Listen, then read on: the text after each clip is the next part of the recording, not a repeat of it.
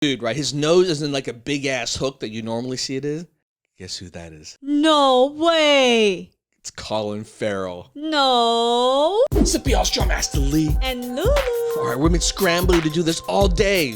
Lulu wants to get mad because she's like, why are we hurrying so fast, John? What's going on here?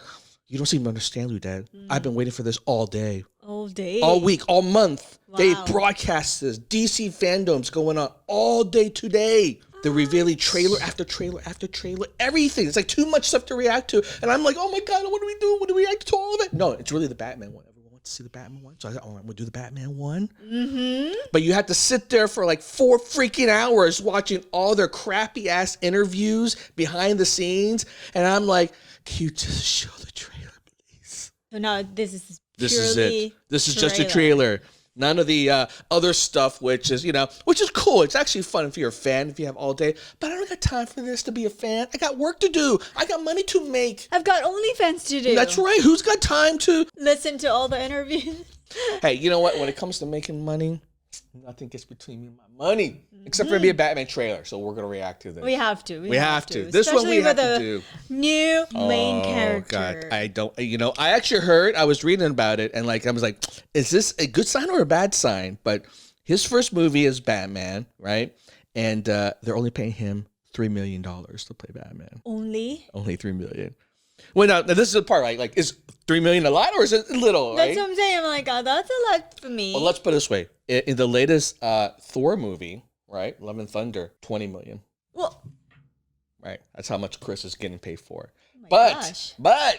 the very first one, though, the very first Thor one, when he was, it's not like he was an unknown actor. See, Chris Hemsworth was still a known actor, but Marvel paid him, I think about $200,000, something like that.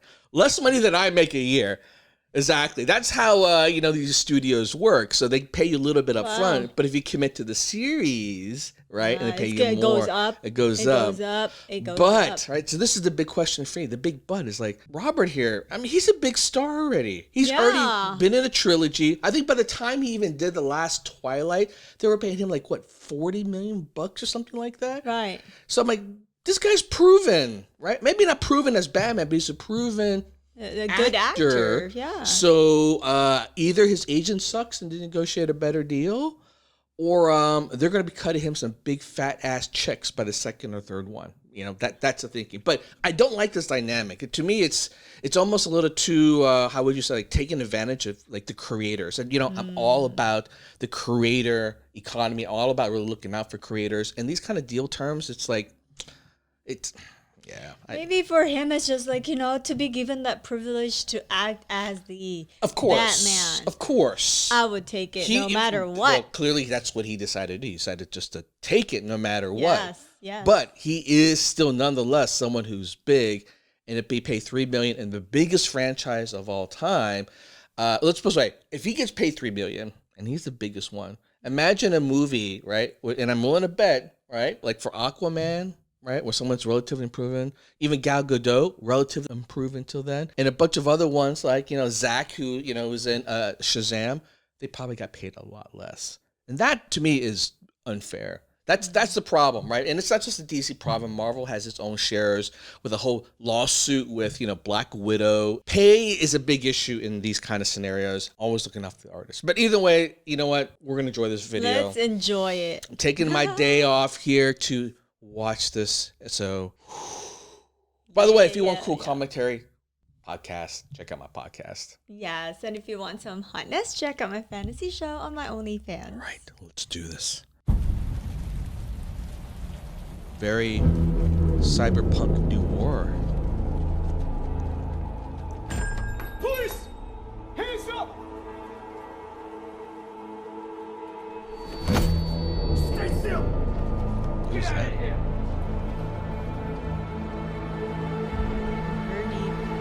Riddler! That's him! What? Maybe before he became... What? Who? Fear is a tool. But when that light hits the sky, it's not just a call. It's a warning. Oh, I love that. That signal is a warning. Good point. I've been trying to reach you. Find the gun! This is a little too much like the Joker scene. This is a powder keg, and Riddler's the match. I can take care of myself. Catwoman! Finally, some reveal here. It won't be long before you've nothing left. I don't care what happens to me. It's only gonna get worse for you.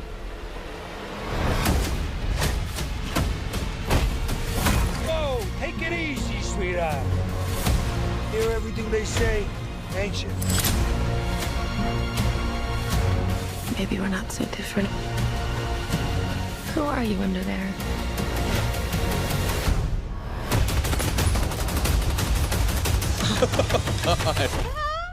I'm vengeance.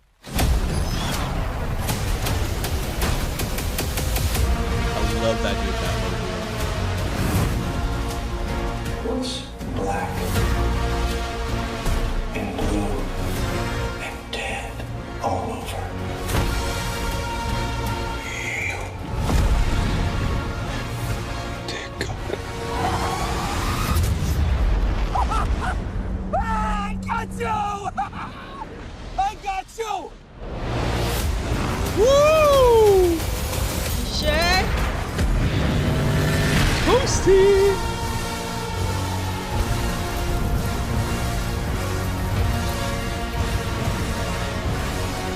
Oh, love the way they ended that.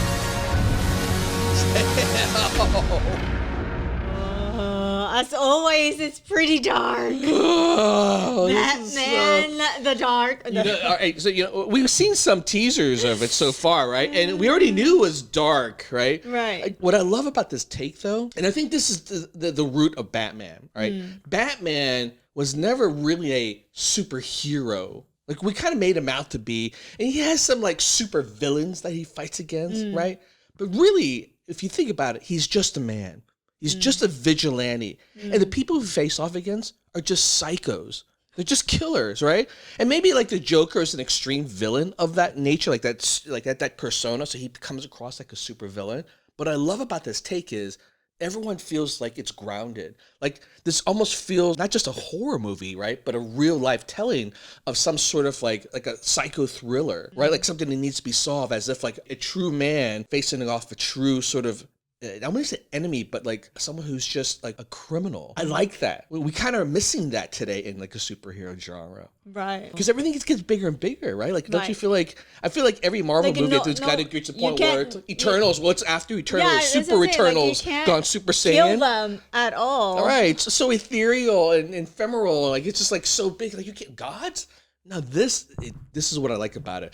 Although they do show Batman get shot 50,000 times, he doesn't seem like he's able to get killed. But I want to see that version. It's of all Batman. the armor. It's all the fancy, At some point, a supervillain's just got to like aim for the one part that is in it, right? Like it's at the carnival where like which part they're shooting the thing. There's a little dot and like the little ducky, right, or the little thing, and you just try to aim for that. No, they're not good.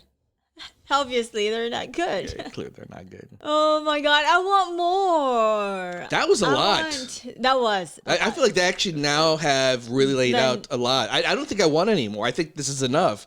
Because truthfully, any more, I think it's going to spoil the mystery. There's a clear mystery here that needs to be solved. I don't want to know what it is. They laid out the characters. They laid out the Yes. villains. There may be some more, right? But otherwise, we got a sense of the Riddlers in this. We got a sense of the Penguins in this. That is the Penguin, by the way. Wait, he's not. He's too skinny.